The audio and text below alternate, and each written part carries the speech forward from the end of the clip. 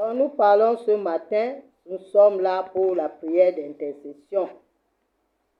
Intercéder pour nous-mêmes, pour nos familles, pour l'Église, pour le corps de Christ, c'est-à-dire parler des problèmes des autres à Dieu. Donc notre thème ce matin, c'est « Qui peut voir Jésus ?» Et nous allons lire dans le livre de Luc 19, le verset 1 à 10. Qui peut voir Jésus? Luc 19, le verset 1 à 10. Qui peut voir Jésus? Donc je vais lire la parole au nom du Seigneur. Après être entré dans Jéricho, Jésus traversait la ville. Il y avait là un homme appelé Zachée. C'est le chef des collecteurs d'impôts et il était riche. Il cherchait à voir qui était Jésus. Mais comme il était de petite taille, il ne pouvait pas y parvenir à cause de la foule. Il courut alors en avant et grimpa sur un arbre, un sycomore, pour voir Jésus qui devait passer par là.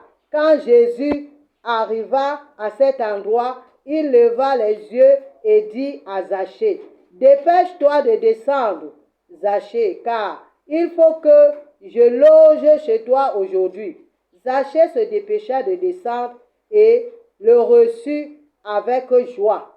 En voyant cela, tous critiquaient Jésus. Ils disaient, « Cet homme est allé loger chez un pécheur. » Zachée, debout devant le Seigneur, lui dit, « Écoute, maître, je vais donner la moitié de mes biens aux pauvres. Et si j'ai pris trop d'argent à quelqu'un, je vais lui rendre 4 fois autant. » Jésus lui dit, « Aujourd'hui, le salut est entré dans cette maison, parce que tu es toi aussi un descendant d'Abraham, car le Fils de l'homme est venu chercher et sauver ceux qui sont perdus. » Amen.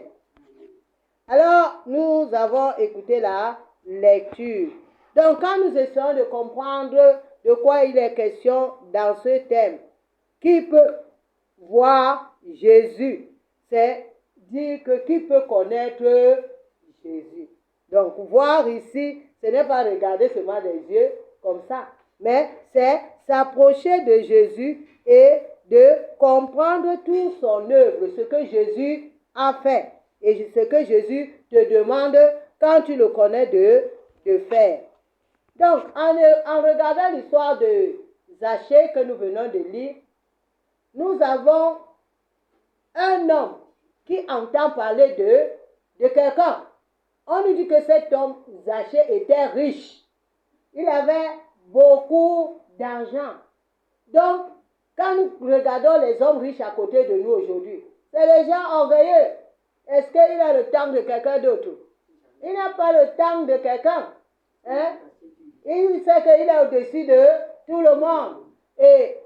Mais cet homme était intrigué. Il ne comprenait pas pourquoi Jésus était si important, si populaire. Tout le monde parle seulement de lui. Tous ceux qui sont à leur époque parlent seulement de Jésus. Il a encore fait ceci. Il a encore guéri un aveugle. Il a ressuscité un mort. Il a soigné. Il a purifié. C'est seulement... Le nom de Jésus ne fait que monter. Il dit que mais moi j'ai beaucoup d'argent, mais je ne suis pas populaire. Personne ne me connaît. Personne ne me cherche. Mais tout le monde, il faut que je voie cet homme. Il a quoi de spécial? C'est ce qui montait dans l'esprit de Zachée. Je dois le voir. Je dois voir qu'il a seulement 2 têtes. Il a seulement 4 pieds. Qu'est-ce qui fait qu'il soit si populaire? Donc, je vais voir ce qu'il a. Et ce qu'il a là. Comme lui, il était quelqu'un qui arrachait les choses des gens. Quand il part, il était un collecteur d'impôts. Donc, quand il part faire payer les impôts, il fait les négociations, une grande partie entre dans sa poche. Comme nous voyons aujourd'hui, il te dit que, bon, voilà ton impôt, tu dois payer 10 millions. Bon, donne-moi 7 millions, j'efface tout. Et dans les 7 millions, il écrit que tu avais que 5 millions. Les 2 millions sont pour lui. C'est comme ça qu'ils font. Et ils deviennent riches.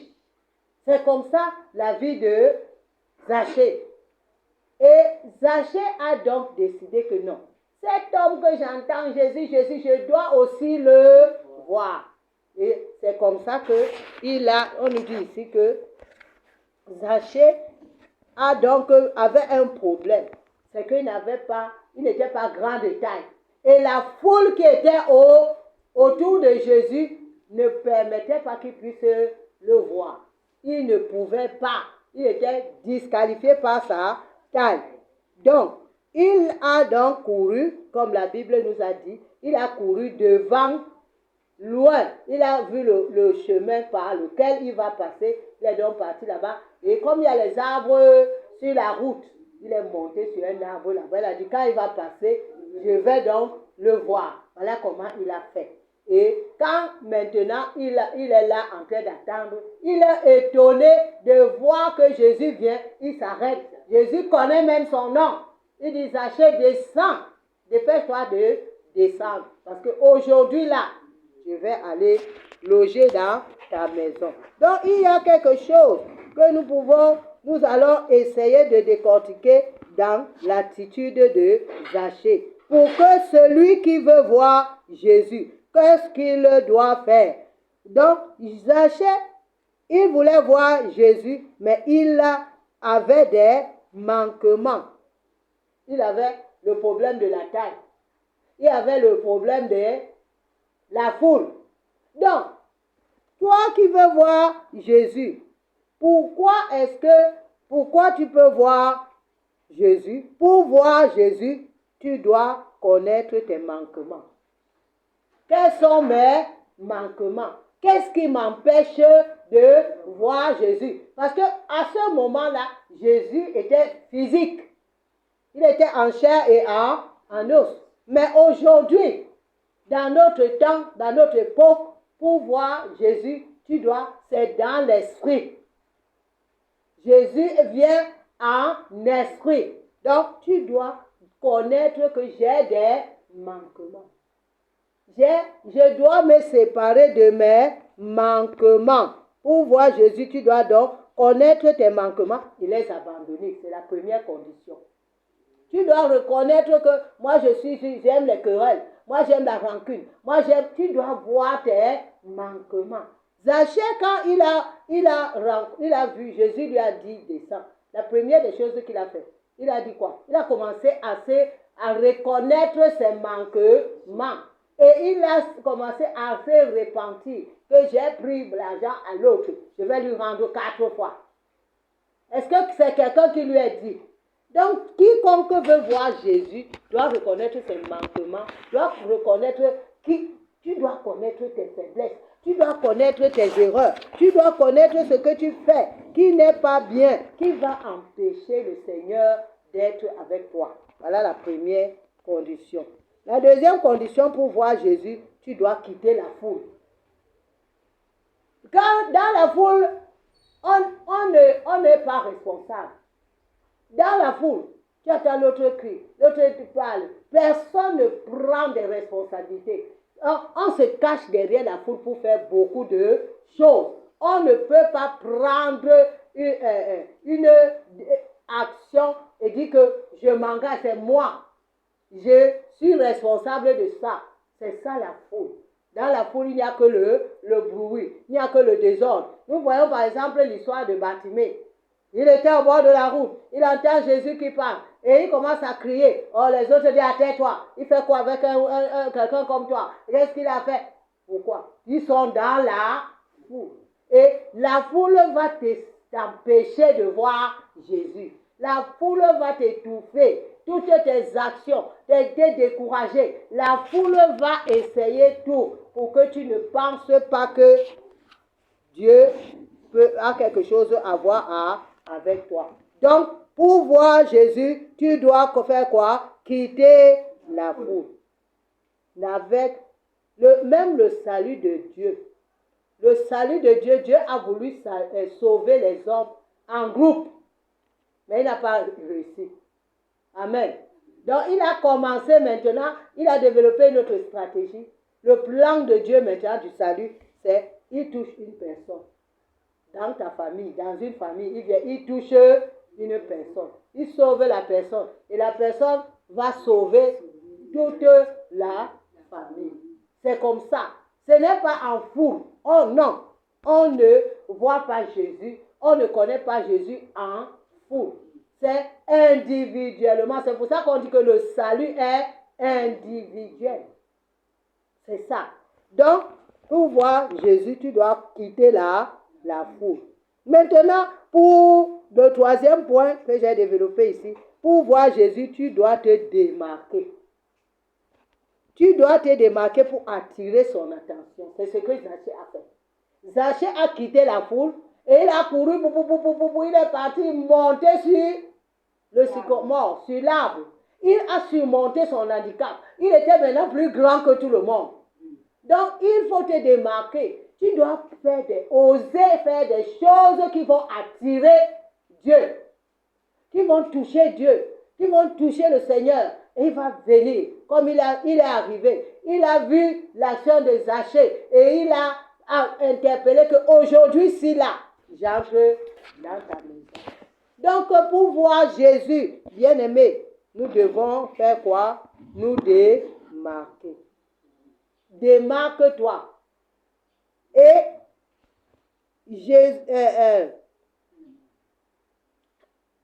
Jean 17, le verset 3.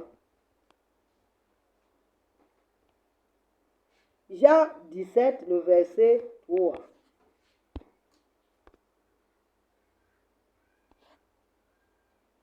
Jean 17, le verset 3 dit: La vie éternelle consiste à te connaître, toi le seul véritable Dieu, et à connaître Jésus-Christ que tu as envoyé. Voilà la vision que nous on a ici. Pour te démarquer, tu dois connaître Jésus. Et maintenant le faire connaître. Voilà notre vision, c'est là. Connaître Jésus et le faire connaître. Tu dois le faire connaître. Pour plus parler de Jésus, tu ne peux pas parler de quelqu'un que tu ne connais pas. Tu dois savoir qui Jésus est. Et nous allons voir 3 points que j'ai développés. J'ai, par exemple, une soeur qui m'a présenté des produits, des compléments alimentaires. Elle dit que ça fait comme ça, ça fait comme ça. J'ai fait ceci, j'ai fait cela. Je ne peux pas parler de ces produits. Je connais seulement le nom. Je ne sais pas ce qui est dedans. Je vais alors parler de ça à qui? Je ne peux pas. Parce que je ne connais pas ces produits. Or, ce que je fais, je parle aux gens. Je les connais. J'ai appris. Je suis partie m'asseoir, on m'a appris. Chaque jour, je continue à apprendre jusqu'à aujourd'hui. Et je peux te parler de ça. Toute une journée, je ne me fatigue pas.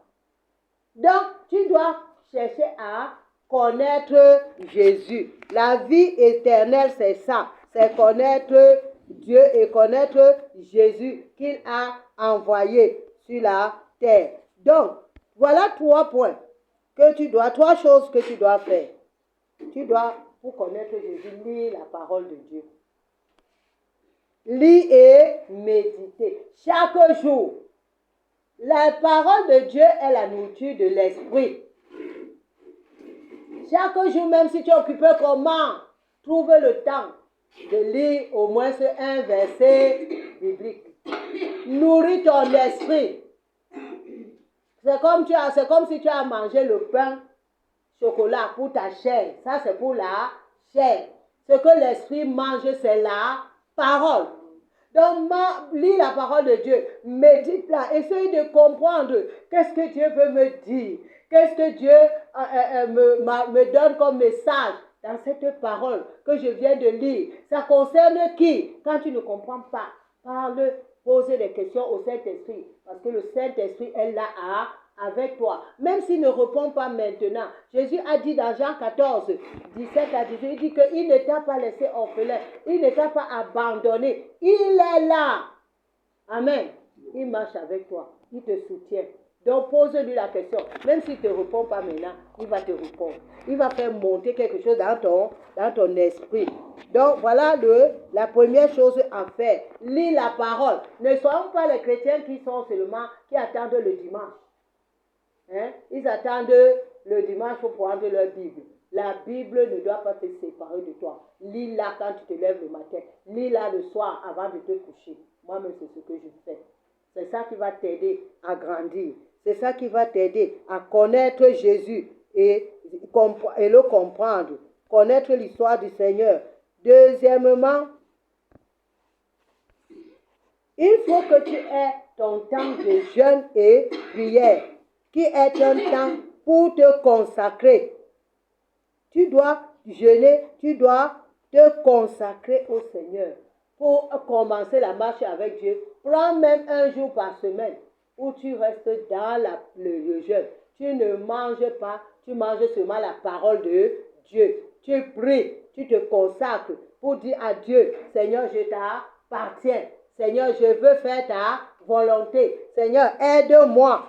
Et voilà la deuxième chose à faire. La troisième chose, c'est de parler de Jésus autour de toi. C'est ça le faire connaître. Tu dois dire aux gens ce que la petite chose que Dieu a fait pour toi, ce que Jésus a fait pour toi. Parle de ça. Parle des gens autour pour que Dieu lui-même va faire le reste. Toi, dis-leur seulement que tu as trouvé le salut en Jésus. Et c'est comme ça que eux aussi, ils vont avoir confiance au Seigneur. Ils vont chercher le Jésus que tu es en train de parler. Donc, voilà ce que le Seigneur a préparé pour nous aujourd'hui. Qui peut voir Jésus? C'est toi et moi qui avons écouté cette parole. C'est tous ces hommes que Dieu a créés, qui sont sur la terre. Ils sont créés à son image et à sa ressemblance.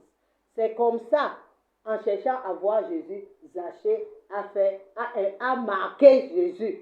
Il a provoqué Jésus et Jésus a décidé de s'inviter dans sa maison.